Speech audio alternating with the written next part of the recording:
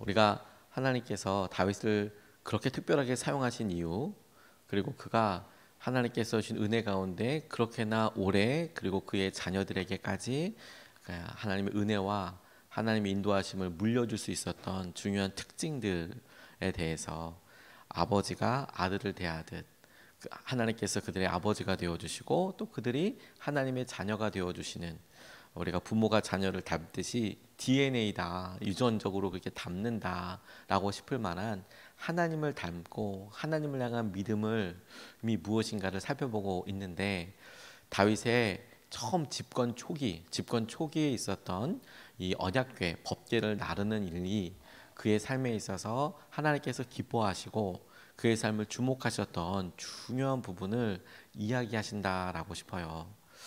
우리가 어제 살펴보았던 본문은 그가 언약궤를 나르면서 있었던 안타까운 사건, 우사가 죽게 된 베레스 우사 사건을 이야기했다면, 오늘 우리가 읽었던 본문 말씀은 그 사건 이후에 약간의 시간이 지나서 다시 이스라엘과 다윗의 마음이 추스려지고 또 추스르고, 그리고 원래 하려고 했던 선한 목적대로, 뜻대로 하나님의 언약궤를, 법궤를 그가 살고 있었던 예루살렘, 다윗성 혹은 여부스성으로 옮기게 되는 일을, 장면을 이야기하고 있습니다.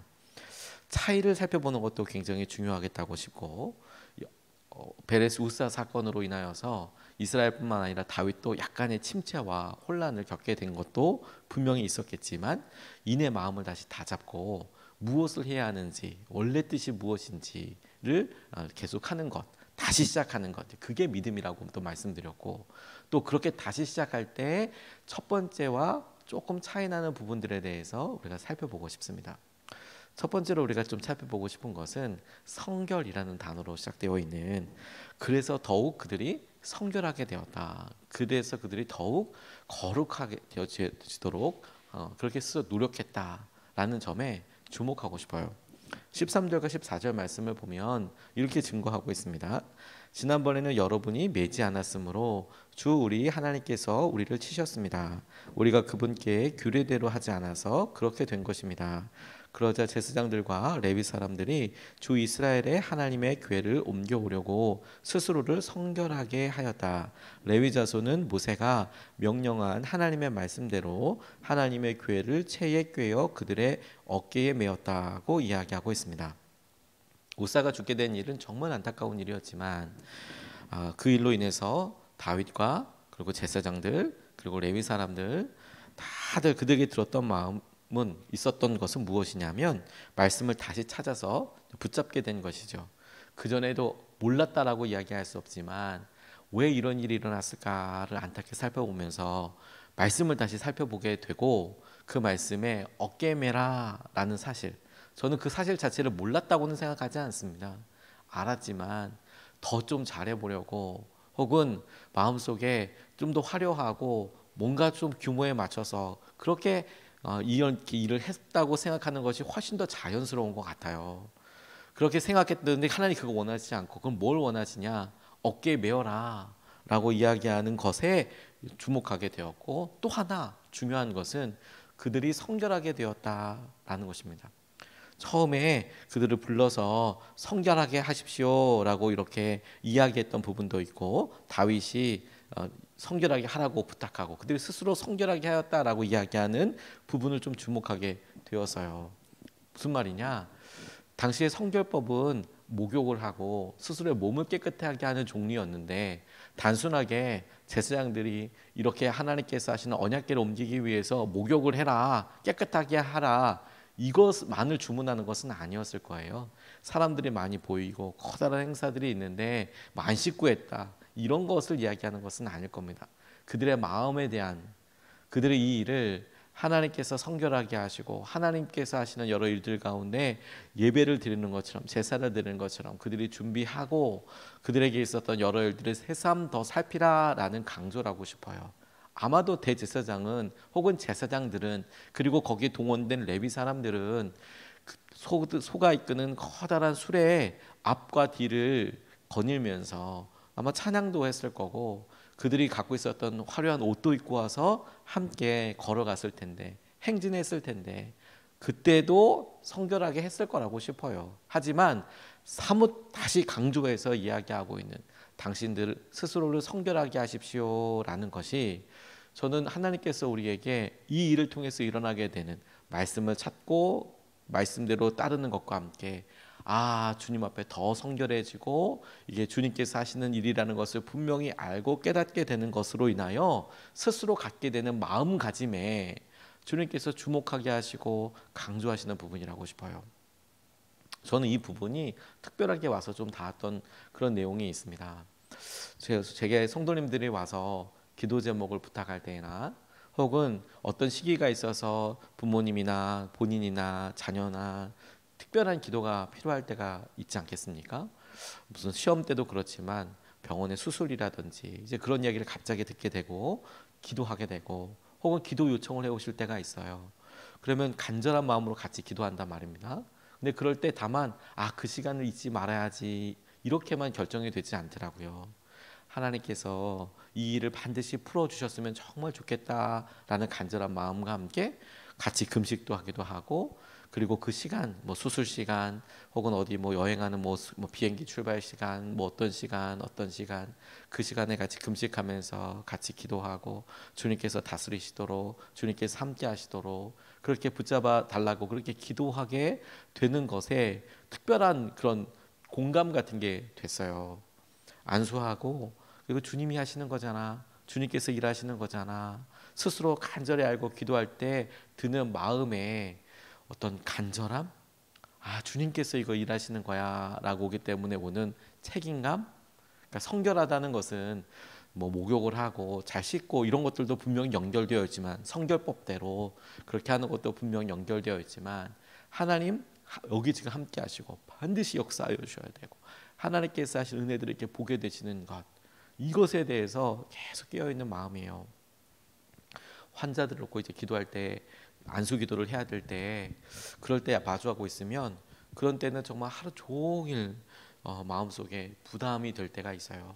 어떤 부담이냐? 하기 싫다 이런 부담이 아니라 이분의 아픔과 고통을 아니까 그러니까 주님께서 혹시라도 제 기도와 혹은 이 주님 앞에 주님의 이름으로 안수하는 이 시간에 이분이 나아야 된다고 생각하는 그런 마음으로 인하여서 혹시라도 저의 죄나 저의 연약함이나 제 어떤 삶에 제가 갖고 있는 어떤 연약함으로 혹시라도 하나님께서 은혜의 통로로 혹은 그를 붙잡으시고 일으키시고자 하시는 일에 대해 혹여라도 어떤 뭐가 있을까 봐 엄청 마음속에 부담이 되거든요. 부담이 깨어있게 되거든요. 먹는 것부터 시작해서 생각하는 거, 보는 거 하루 종일 그것이 하나님께서 원하시는 대로 드려지고 갖춰지기 위해서 성결하게 해라라고 이야기하는 저는 바로 그 부분에서 제사장들이 혹은 레위 사람들이 그래 이 행사가 잘 진행되고 이거 어떻게 되는지 그걸 잘 그 시간에 프로그램을 생각하는 정도가 아니라 이게 하나님께서 함께하고 계시고 내가 우리 스스로가 이 일을 어떻게 해야 되는지에 대해서 준비 단계에서부터 깨어있고 그 일을 함께 계속 하는 것에 대해서 스스로 계속 자각하고 붙잡고 붙들고 하는 과정들을 하나님께서 요구하셨다라는 거예요. 더욱 성결하기를 요구하셨다라는 거예요. 너 지금 하는 게 무슨 행사인 줄 아냐? 뿐만 아니라 다시 소들을 잡아놓고 끌어서 성결하게 해서 다시 끄는 게 아니라 너희들 어깨에다 이거 매. 그러면 그들 스스로가 이것을 하기 위해서 하루 종일 몸으로도 표현해야 되지 않겠습니까? 이걸 메고 가면 그게 참 이게 몸으로 땀도 나고 혹은 서로 교체해서 이렇게 간다고 생각해 보세요. 여러분 자매님들이 예쁘게 이렇게 몸을 치장하고 그리고 이렇게 화장도 하시고 옷도 아주 예쁜 옷을 입고 딱 그렇게 왔지만 안타깝게도 아기띠를 매는 순간 그런 모든 것들이 다 수포로 돌아가는 경우들이 많이 있지 않습니까? 예쁘게 막 화장하고 옷도 입었는데 아기띠를 매고 그리고 쭉 한참을 걸어가야 된다 그러면 땀부터 시작해서 이 무게와 가방과 짐이 차라리 실용적인 옷을 입는 게 나을 걸 그렇게 생각될 때가 있으시잖아요. 그러니 아무리 대제사장들과 레위 사람들이 옷을 아무리 휘황찬란하게 입어도 이거 매는 순간 땀나고 힘들고 하지만 그들이 온통 집중할 수 있는 것은 뭐냐면 우리가 메고 있는 것은 하나님의 언약궤, 하나님의 법궤라고 불리는 언약궤이고, 그리고 지금 우리가 하는 일은 하나님의 말씀대로 순종해서 가는 일이야. 하나님께서 이 일에 집중하고 주님께서 하시는 일이라는 것에 대한 성결함을 요구하셨다. 이게 사고가 있고 없고에 있어서 굉장히 중요한 부분이라는 거예요. 하나님께서 다윗을 통해서 더 성결하기를 원하셨고 더 마음을 이루시기를 원하셨다. 우리에게도 주님께서 우리의 정성과 마음을 모으게 하신다라는 것에 주목해 보고 싶어요. 두 번째로 주목하고 싶은 것은 모두가 기뻐하였다라는 내용입니다. 아니 그전에도 기뻐하지 않았나라고 싶지만 이제 모두가 기뻐하였다는 내용에서 25절에서부터 28절까지의 말씀이 주목하게 하는 것이 있다고 싶어요. 이렇게 나와 있습니다. 다윗과 이스라엘 장로들과 천부장들이 오베데돔의 집에서 주님의 언약궤를 옮겨오려고 기쁜 마음으로 그리로 갔다. 하나님께서 주님의 언약궤를 운반하는 레위 사람들을 도우셨으므로 그들이 수송아지 7마리와 수량 7마리를 제물로 잡아서 바쳤다. 다윗과 하나님의 궤를 맨 레위 사람들과 찬양하는 사람들의 지휘자 그나냐가 모두 다 고운 무시를 만든 겉옷을 입고 있었으며 다윗은 무시로 만든 에봇을 입고 있었다.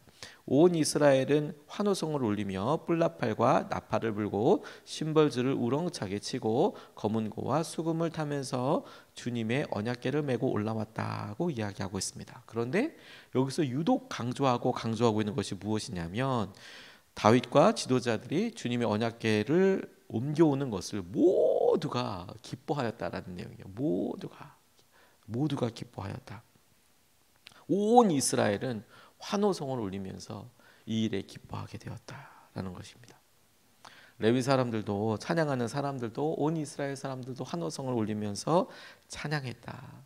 주님이 언약궤를 메고 그렇게 올라왔다는 거예요. 찬양하면서. 그 전에도 당연히 기쁜 일이었고 기대감이 있었을 거예요. 그런데 우사가 죽게 되는 이 사건을 통해서 하나님을 향한 하나님을 경외하는 마음도 들었을 뿐만 아니라 그 일로 인해서 다시 시작하게 되는 이 일로 인하여 오히려 다윗의 체면이 확 떨어져 버리거나 우리가 조심해야 되고 두려워야 되는 거야 라고만 생각된 게 아니라 오히려 하나님께서 하신 여러 일들에 대하여 그 안타까운 사건과 그리고 하나님께서 당신의 말씀을 드러내시는 것을 통해서 온 이스라엘이 함께 기뻐하고 더 주목하게 되고 이 일로 인하여서 우리가 끝까지 안전사고뿐만 아니라 하나님께서 기뻐하시고 하나님께서 원하시는 대로 이루어지기 위한 특별한 시간으로 올려지게 되었다라는 겁니다. 우리가 실패와 어려움 가운데에서도 혹여 다시 시작해야 되고 우리의 마음이 꺾여진 상황에서도 다시 주목하고 다시 하게 될 때에도 주목해야 되는 부분이 바로 이와 같다고 싶어요. 우리가 온전히 하나 되어서 하나님 앞에 온전한 기쁨으로 드릴 수 있는 새로운 기회가 우리 앞에 있는 것이고 하나님께서 하시는 은혜를 누리게 되는 통로가 될 수 있게 될 것이다 라는 점을 우리가 주목할 수 있으면 좋겠습니다. 1453년에 콘스탄티노플이 포위되었답니다. 지금 우리 튀르키예에 있는 이스탄불로 바뀌게 되는 안타까운 사건이 1453년에 있었는데 이 비잔틴 왕국의 수도였던 콘스탄티노플이 1000년이 넘도록 동로마 제국의 이렇게 수도 역할을 해왔습니다. 그래서 당시에는 로마에 있는 서로마 제국, 그 로마에 있었던 여러 사람들이 옆으로 이사해서 콘스탄티노플로까지 가서 거기에 이제 수도를 세우고 거대한 왕국을 이루지 않았습니까? 로마 자체가 그렇게 컸으니까. 그러니까 그곳에 동로마 제국을 만들어서 동로마 제국이라고 부르는 그런 제국으로 이제 황제가 그렇게 다스리기도 했습니다. 그런데 그 마지막에 1000년 넘도록 그렇게 있었지만 전쟁 때문에 이제 곧 도시가 함락될 때가 된 겁니다. 그래서 오토만 슐탄 메흐메트 2세라는 사람들이 10만 명의 이슬람 군대를 데리고 콘스탄티노플을 전부 다 뺑뺑뺑 둘러서 이제 함락하려고 하는 거였어요. 근데 그리스도인이었던 콘스탄틴 11세의 군대는 7,000명 정도였답니다. 그러니까 10만 대 7,000명의 싸움이었어요.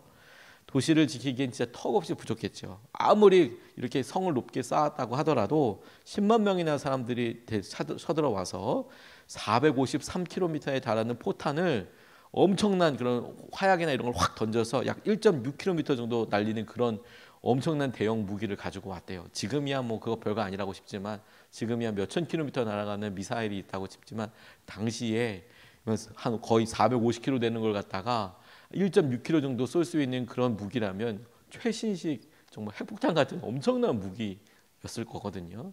그러니까 성벽이 무너지고 또 정확하게 타격하는 것을 놓고 정말 이게 뭐 이제 절체절명의 시간이 됐죠. 이제 무너지기 바로 전이었습니다. 그런데 이 최종 공격일을 5월 29일로 잡았는데 이게 첩보로도 알려지게 된 거예요. 이 콘스탄티노플 시민들이 불안한 예감에 사로잡혔고 도시가 함락되기 전에 전날 밤에 그들이 한 자리에 모여서 정말 유래를 찾기 힘든 예배를 드리게 됩니다. 유래를 찾기 힘든 예배란 뭐냐? 그 전에 이 콘스탄티노플에는 각기 다른 곳에서 각기 다른 전통을 가지고 있는 온 많은 그리스도인들이 있었어요.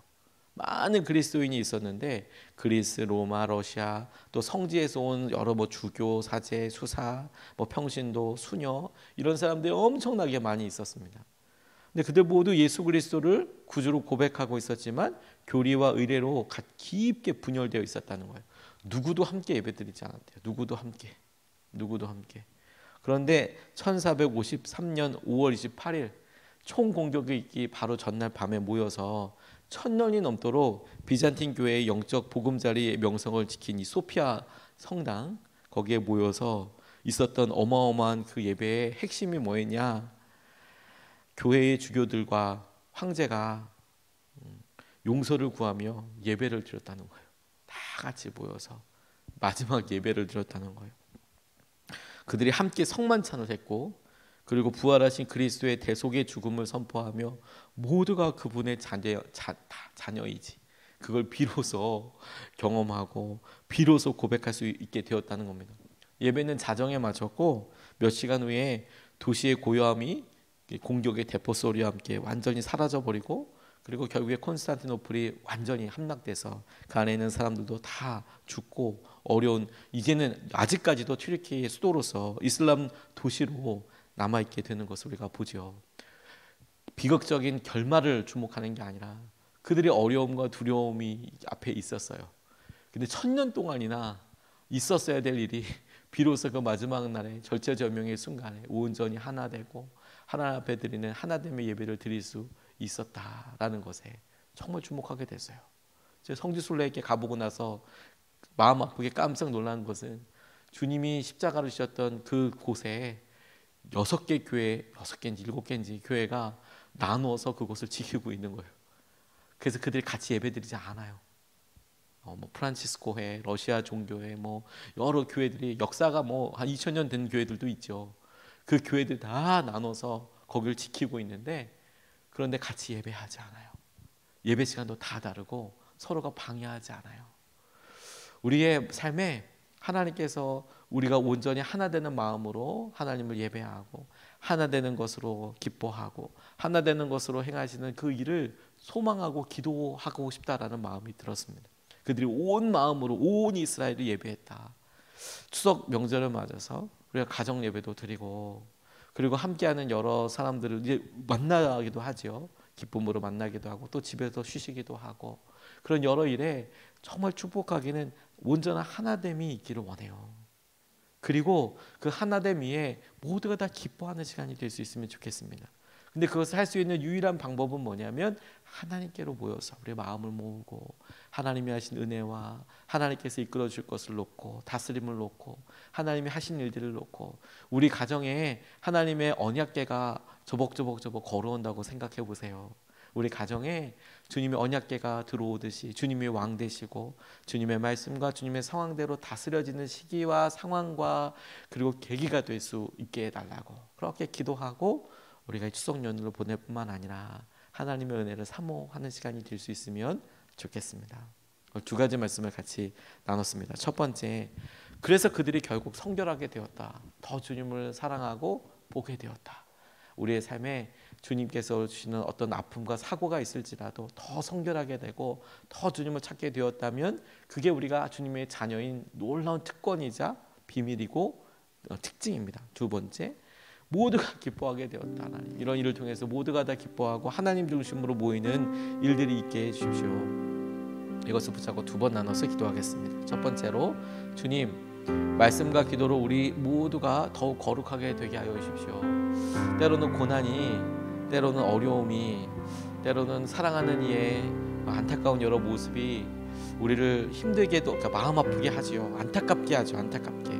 그런데 그런 일들 통해서 우리에게 이루어질 일을 보니까, 그래서 하나님을 더욱 찾게 되고 하나님의 말씀을 더욱 순종하게 될 뿐만 아니라 무엇보다도 스스로 성결하여서 그래 살아계신 하나님 앞에 반응해야지 라고 마음을 다잡고 기도하면 좋겠습니다. 하나님, 이런 일을 통해서 오히려 고난과 어려움을 통하여 주님을 더욱 찾고 거룩하신 주님 앞에 우리가 드려지고 붙잡게 하여 주십시오. 우리가 첫 번째로 같이 함께 기도하시겠습니다.